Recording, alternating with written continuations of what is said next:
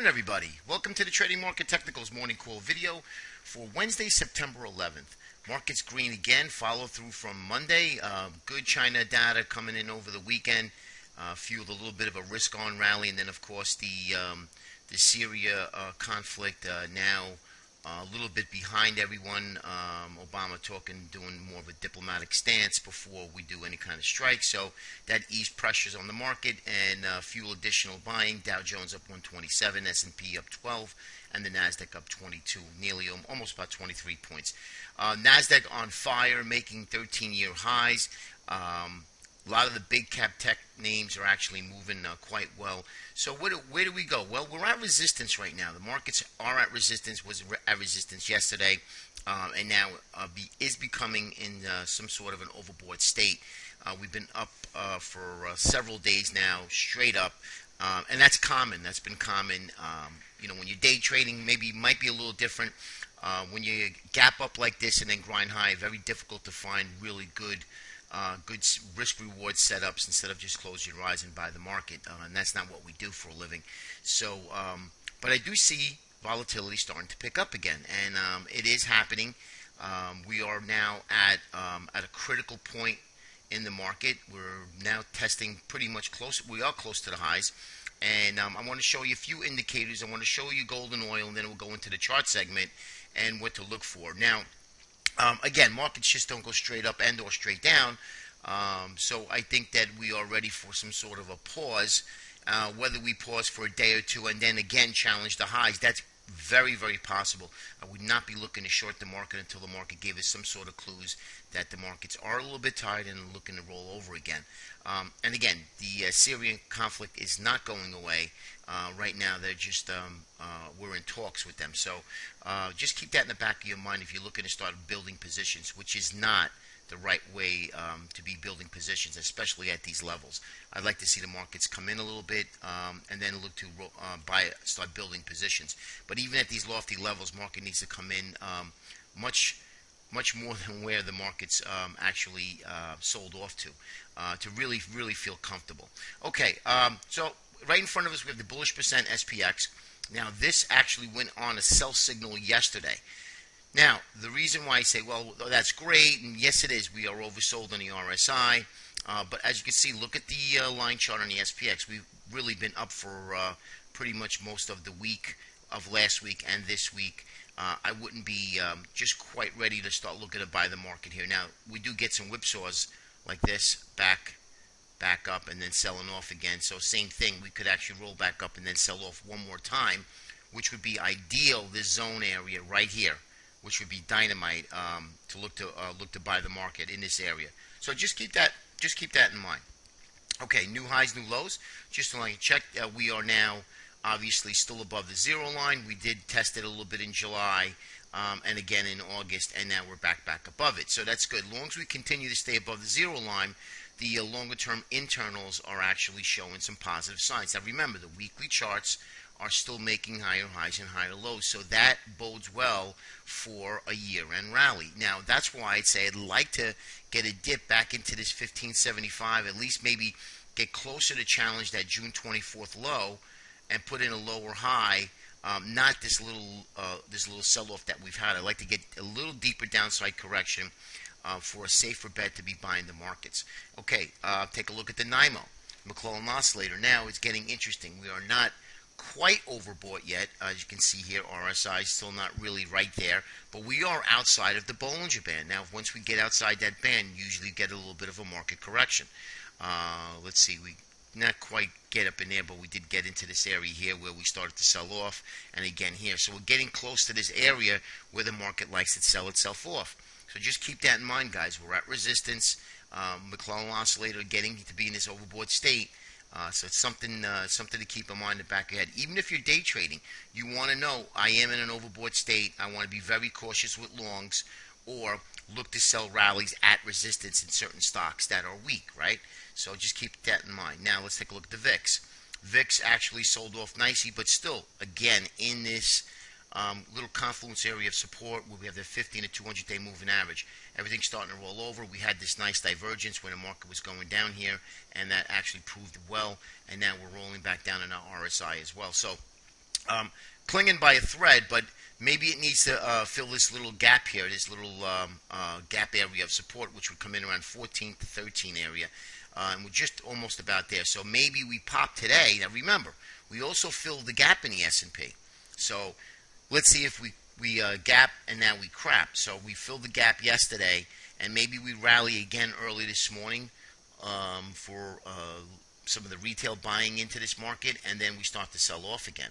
So that's what I'm going to be looking for today. It's going to be my strategy will be to look to see if the markets are in fact going to pick up a little bit of momentum, and sometime late afternoon or late morning the markets begin to start to sell off a little bit on some profit taking. Okay, so that's interesting developments, but keep an eye on that, and I'll show that to you in the chart segment as well. Here's the dollar. Now the dollar is holding exactly what it should be, right up in these areas, holding in well. Just open that up for you, and as you can see here, we're above the 20 and the 200, below the 50 and the 8. But this is a good support area. Now we could even flush down to the 80-50, but I do think that you're going to see dollar strength coming in a few weeks and the months ahead. Excuse me. But so this is interesting. If the dollar now starts to reverse, what's going to be looking good is our euro trade. Now, right now, we don't have a euro trade on, but I am looking to short the euro at one point once we get some dollar strength. Now, we did get some green bars the last 3 days, and we are coming into this area. I'd love to see this fill the gap right around 133 and a half, 133, call it, and then start to break down. Now, if that's the case, for the dollar trade, if you're looking to get long the dollar, you can short the euro dollar in respect to the dollar trade. The UUP really is a terrible ETF. It doesn't even move. So that would be a good relation to do that. You can short the euro by the FXE ETF. So this is interesting, getting better, and this is what we're going to be looking for the euro trade, to look to short the euro. Or you could even buy puts in the FXE if you wanted to. Okay, now let's get into something. Let's go into our gold and oil trade. Before that, let me just show you the CBOE put-call ratio. Still very, very bullish. A lot of complacency out there. So again, you add to market tops, extreme complacency at resistance. It's a typical spot to look to the market to start to sell off again. Okay. Now let's take a look at the metals. Now when I do my analysis in the gold trades, in gold, because that's what we like to obviously trade, I like to look at copper, palladium, and platinum, right? Now, palladium is the main leader, and I keep telling everybody that. But let's take a look at palladium, see what that is doing. That is right now in a sideways channel in this area here. So this, to me, right, needs to really start to pick up steam before I'm looking to buy anything, any type of gold at all. So right now, this does not look good. We're above all of the moving averages, the 8 to 20 to 15 to 200. So I would not be looking to buy gold the way platinum is just literally just sitting there looking for either a breakdown or a break up. And it's just consolidating. Usually when that happens, it usually resumes the trend lower and then start to pick up some sort of support down in this area. Okay, so platinum doesn't look too great, and that's one of our leaders. Let's take a look at copper. Now, copper is actually following what gold does, right? So copper, which usually is a market leader itself, that's why they call it Dr. Copper. Dr. Copper is actually creating some sort of a bull flag here. Flagpole, here's a bull flag. Now, if copper could break out, gold breaks out, and then palladium really takes the lead, then I would say, okay, we can get into a gold trade back up to, and I'll show you gold. Here we go here. We have this little area, this bull flag area, but gold really took a dive yesterday. If we do reverse and break out of this bull flag, your target's going to be perfect, the 200-day moving average of 1494, and of course the 50% retracement off the high, off the low and the high here, which would come in at 1490. And that is where I would be looking to re-enter short. Okay, now, and when I say re-enter, not because we're at price, but we need the price to fail at this area and then reverse and start taking out the previous day low. So that's what I'm looking for in a gold trade. A possible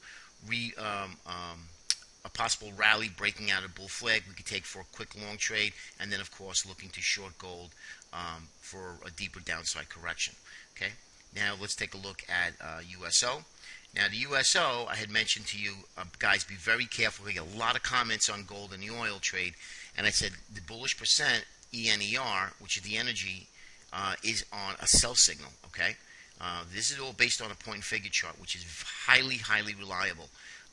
This here is on a sell signal, and sure enough, we did get a little bit of a pop up, but now we're back down again, and we are back on a sell signal. Now that's why I say I'd like to buy the USO back deep in this area here, or 36.5 to 37, and then not just get there. I want to see it create a new base and then break out of that base before I look to buy, because we could actually dip way back low here, back into the 35.5 area.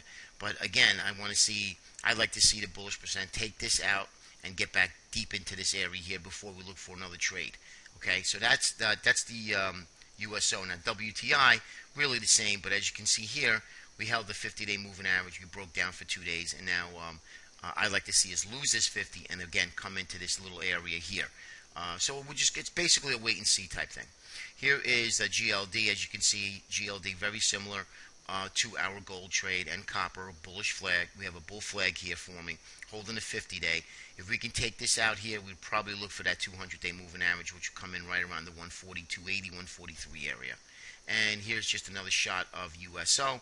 And as you can see here, this is where we had our gap fill, right? We filled the gap, and now we are at the lower end of that gap area. So again, breaking back down into this area would be a little bit more constructive for me to manage the risk by saying, hey, okay, I'm up at this area, 136, 137. I know I got $1 or so risk below this area here. Way up in here, it's just not worth the risk. It's just not worth it. It's, unless you have deep pockets and you're looking to take a $2, $3 stop, and that's just not in my category. I just wouldn't, not interested in taking a stop like that. Okay, EEM. We had a big thrust to the upside. We are now above the 61.8% retracement. This is going to be the ideal area to look for a short if you are looking for a resumption of the downtrend. Now, we are not looking to short EEM right now. We want to see where it goes, where price takes us, if it consolidates and starts to break down, or if the market starts to break down itself. Because why? We have some really confirming volume here that this move is higher. So I'm not looking to short into strength. I want to short where the market tells us that we are now at a critical area of resistance, and then we're looking to resume the downtrend. And even if we get half of the move, it's actually a phenomenal trade. But as you can see here, we have a lot of volume confirmed price, and this is not what I'm looking to. I'm not interested in shorting the EEM, but I am interested in to see if risk off type comes into the markets, and this would be an area that I'd be looking to short the EEM. Remember, EEM bounced because we had some good China numbers, and they are very skewed. Their numbers are skewed all the time, and if we do get some risk off, they're going to take profits in the EEM. Trust me when I say that. So that's something that we're going to be looking for, again, for another possible short entry, if in fact the market tells us that we are looking to short it. Okay, here's the S&P. As you can see here, back into a resistance in a daily chart. Now, we broke out of bearish symmetry, a lower high, lower high, lower high, right? But again, we did break out yesterday. Today was the confirmation breakout. Now, usually what the market will do is hold this area, either trade inside days or back test this up or downtrend line, and then have more fuel to rally higher and challenge the highs again. So we don't know. We'll see what happens here on the daily chart. Now here's the S&P 60-minute, where I showed you many times that we are at resistance here, here. As you can see, this big cluster area of demand, and then here, which we touched it yesterday. So this is something that we're going to need to really break out, back test, challenge it, maybe create another channel to regain some momentum to the upside. But as you can see, we're deeply overbought in our 60-minute time frames. Okay, so that's why I say a word of caution. If you are long, tighten up some stops. Here is the spiders, and again, right up in this area here, we have horizontal resistance. We did break out, very similar to the S&P cash. And again, we had better volume yesterday, but not as something that I'd like to see, like the EEM, for instance. Again, bullish crossover on our MACD, crossover on our stochastics. So again, that is really looking good. However, we need to really take a little bit of a breather, back test this little bit area, maybe consolidate, fill this little gap, and then move higher. Diamond, same thing, woke up from the dead. Diamonds, actually, Dow Jones really had a pretty bad August and a couple of days of September. Now starting to break back up again higher, but again, we're into this area of resistance here. So just basically a wait and see mode. IWM's really one of the leaders here, did really well. It's almost already challenging the highs in the IWM. So MACD crossover, stochastics crossover to the upside, and just basically the volume was decent, wasn't anything to really talk about. But again, really constructive for the long thesis. Here's the IYT, our leader. Look at this. And this is what I say. This is why the transports, sells off 3-4 days and then boom, all of a sudden breaks out to the upside. And we had two explosive days to the upside here. And as you can see, this is a very good bull case that you want to see if you're a bull. The market's actually moving on fire here. And this is also challenging the highs. Real close to challenging the highs, dollar and change away. So, but look at the volume. Volume was very light in the transports. So, and also if the transports really start to break out higher, this is going to be a good reason to say, that we're going to have that bullish case intact going into the year end. I mean, if this starts to take out new highs, but the wild card is going to be oil and what happens with Syria, because if oil really starts to break out, and let's say this conflict begins and it starts to get out of hand, you could see easily oil trade at 112, 115, and the transports start to break down, and that's going to fuel more selling in equity. So that's really the wild card going into the fall. Okay, and here's Goldman. Goldman here, great day, incredible day actually. Breaking out, and I mentioned yesterday, I go, okay, we broke out of this, we just need to see a little follow through, but this is a little absurd. Big gap up, big move higher, and now we're already challenging the highs out of 2 days. Pretty amazing stuff, man, I'll tell you. But Goldman now looking ripe here for a pullback, and I would say your pullback zone is going to be right up in here, this gap area of support. If Goldman can pull back into this area and consolidate a little bit and give us a reversal candle, this would be a great candidate to buy Goldman. Now, some of the banks are actually starting to move too as well. We got another bullish crossover on MACD stochastics, and the XLF is now above the 50-day moving average. So look for the components in the XLF. Look for one of the strongest banks and look for pullbacks to buy. This is going to be a great case here, and this is something that if we continue, this is what I'll be doing too as well. Apple. Okay, Apple had their product launch, and I said Apple usually, if history repeats itself, sells off 0.59% on their launch. And sure enough, look what we got. We got a big distribution day, a lot of selling, and we came right into this 488 area. Now, you can look to buy this. If you're looking to buy this, you can buy it here with your stops just below this area at 480. So if Apple sells off a little bit more and catches this area and starts to reverse intraday, look for a buy entry in Apple, because Apple here would be a decent long. Okay, if at least for a risk reward trade. Okay, and then lastly is the Qs. As you can see, Qs now above the outside of the Bollinger Band, so a little bit overbought in the Qs. So watch for big cap tech maybe taking some profits here. All right, guys, have a great day. That's it for today. We'll see what happens tomorrow. Let's see if we get a little bit of selling going into the end of the week. It will be interesting to see, but patience, you need patience in this market. This market is totally one-sided. We get a couple of days, 2, 3, 4 days of light selling, and then we get extreme buying, and then we just continue to move higher. So shorts are not the way to do it. Follow the trend. The trend is definitely a friend. I know it's corny, but it really is the case, especially if you're day trading. Follow the trend of the stock that you're looking for or the market that you're looking to buy or sell, because that's half of the battle for the 6.5 hours of trading. All right, have a great day. We'll speak to you tomorrow. Take care.